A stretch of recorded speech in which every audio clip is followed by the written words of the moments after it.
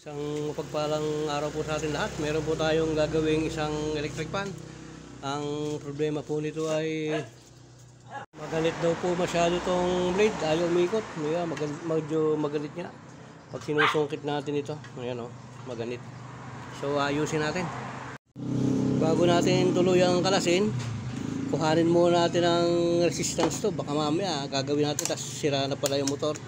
So silit ko lang sa times 1K ang aking tester at ating titingnan yung kanya resistance. So isushoot muna natin itong tester natin. Yan. Kung siya mapapalo, tapos kukuha natin siya ng resistance. Ipindutin natin dito. Yan. So yun, pumapalo siya, may resistance siya nakukuha.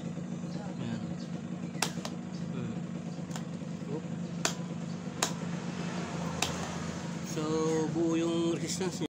Kakalasin na natin siya dito para mabuksan natin. Alam nyo, kapag po kayo ay nagtayo ng shop, kinakailangan na walang makakalampas. Lahat ng papasok, kailangan ito magagawa natin. Kasi kapag namili tayo ng trabaho, ay hindi tayo kikita kasi dito lang tayo umaasa sa shop natin. Kaya kinakailangan lahat ng papasok na trabaho ay hindi makalabas ng hindi natin nagawa. So ganyan po ang nagsashop. Talagang kailangan kahit hindi mo alam, pag-aralan mo para matutunan mo. Kasi lahat naman tayo nagsimula sa hindi natin alam Kaya pag-aaralan natin, makukuha naman natin. Alam nyo naman tayong mga tao saan man tayong lupalop ng mundo ay binigyan tayo ng karunungan para malaman natin yung mga bagay na minsan hindi natin alam. Tulad ito, mga technical job ito, pag-aaralan na natin. Kailangan niya lang may halong kaunting tiyaga po. So ito ang problema niya. Ayan ayaw sumama, magalit. So kakalasin natin itong lugar na to, ilalabas natin yan, titingnan natin yung kanyang busing.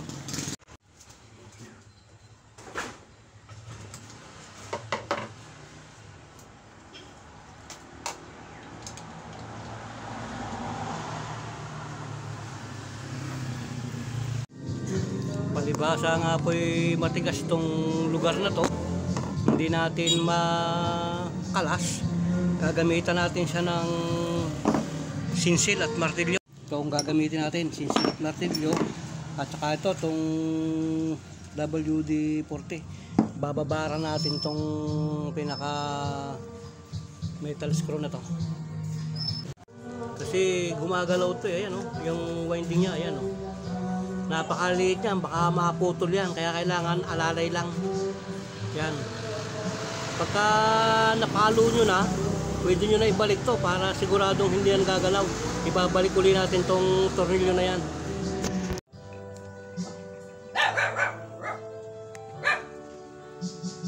Mga gamit natin, metal screw, lalagay lang natin dito para hindi sila maghiwa-hiwalay. Pag na ayaw sumama, natin papaluin dito. Yan, sa lugar na yan.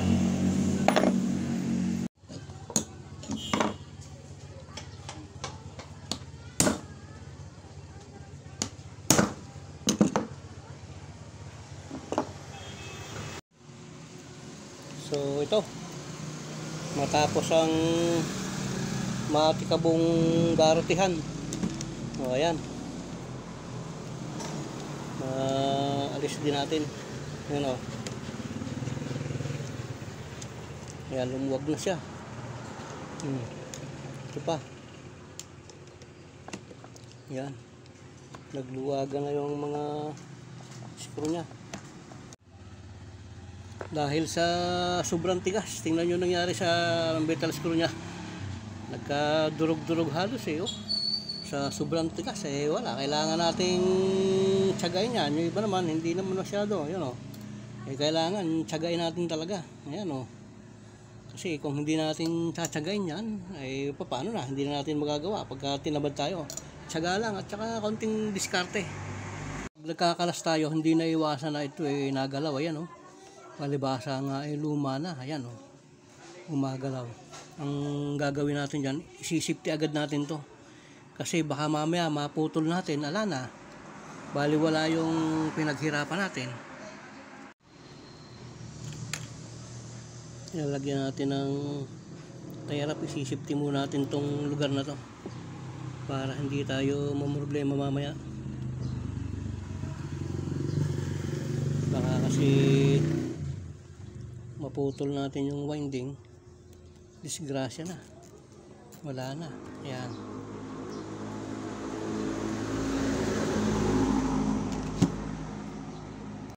ayan, mahigpit na yan, hindi nagagalaw yan. Lalangisan natin to, kasi kung hindi natin tatanggalin yan, hindi natin malalangisan ng buo yan. Kailangan tanggalin talaga natin yan, buksan natin, kasi kung sa labas lang, ayan tigas hindi gumagalaw halos to, tigas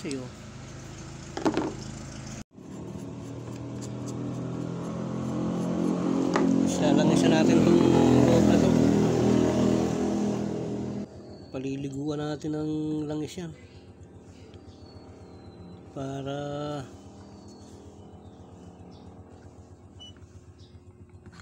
yan. Okay, babarin lang natin bago natin ikot-ikutin siya.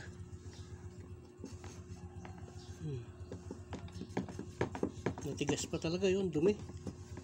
Kailangan langisan din natin yung pinaka-shafting niya. Ayan, binabad natin ng 2 minuto para lumambot. Ayan, ang palibasa ay madumi, mas maganda siguro ilabas natin para malinisin natin. Ayan, ilabas natin tong shafting na to, punasan natin, linisin natin pati ito. Ayan,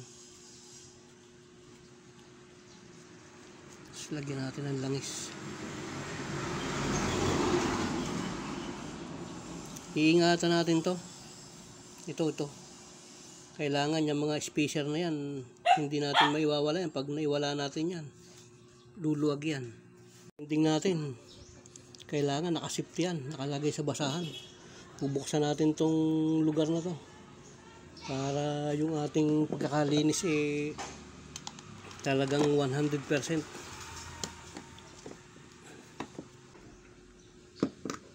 So ito, langisan na natin yung loob na yun. Gamitin natin na screw para maglaro siya dun sa loob. Tapos ipasok natin tong basahan dito. Lilinisin din lang natin yung loob ng bushing nya. Yan, malinis na yan. Punasan na rin natin to para marami na langis niyan dyan sa loob. Malambot na yan. Yun lambot na niya. Dagdagan pa natin ng konti. Napakiramdaman din natin kasi pagka nasubrahan yan, tutulo naman dun sa, baka tumulo dun sa winding. Kaya pakikiramdaman din natin yung dami ng ating nalagay na langis. Pasok ulit natin ito dito. Dahan-dahan lang ang ating pagpapasok.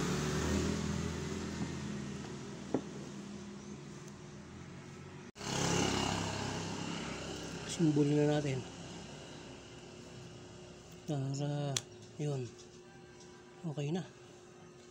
Yan, gawin natin dito. Kung tatandaan, kapag tayo ay nagkalas ito, nakita nyo itong shafting na maiksi na yan. Yan, itong lugar na to laging sapwit yan. Ito namang mahaba, ayan, may gitli na yan. Ayan dyan yan ang pinakauna niyan. Kaya hindi kayo maliligaw. Dito naman sa likod, hindi kayo maliligaw kasi ayan, may 3 butas yan. Diyan kasi nilalagay itong swing niya, ito. Kinalis nating swing. Doon sa nakalagay, ayan, may 3 siyang tornilyuhan.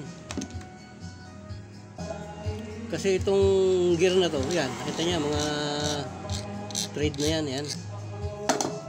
yan yung tatama dito.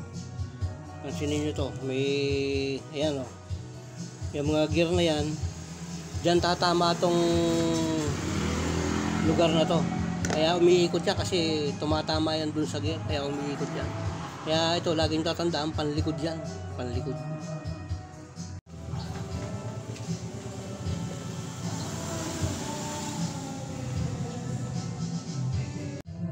Nalangisa natin yan.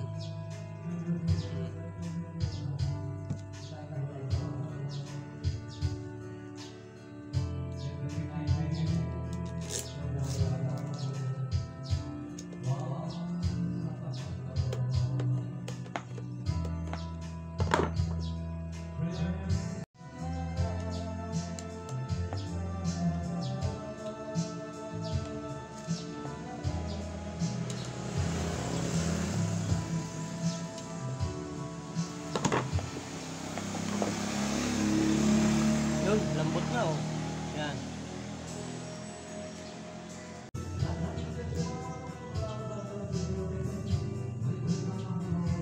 Lagay natin to. Yan yung tornilyo, dalawa.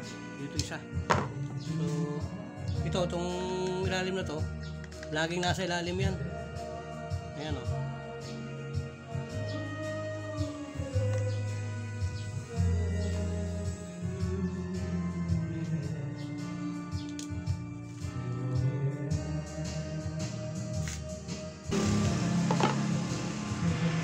So ito, ang lambot na niya oh. Ayan oh. Bago natin tuluyang asimbulin, natin munang pandarin. Tingnan natin kung gagana siya. Yun. Okay. Yan, nagsuswing na siya oh. Ayan oh. So okay, yung ating ginawa, buuin na natin.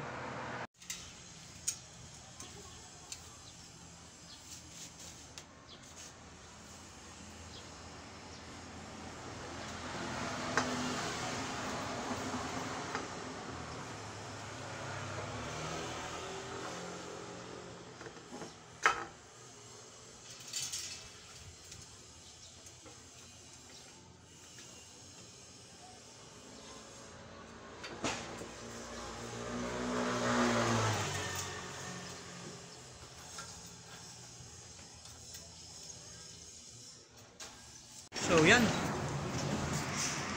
Okay na tong ating ginawang electric pan.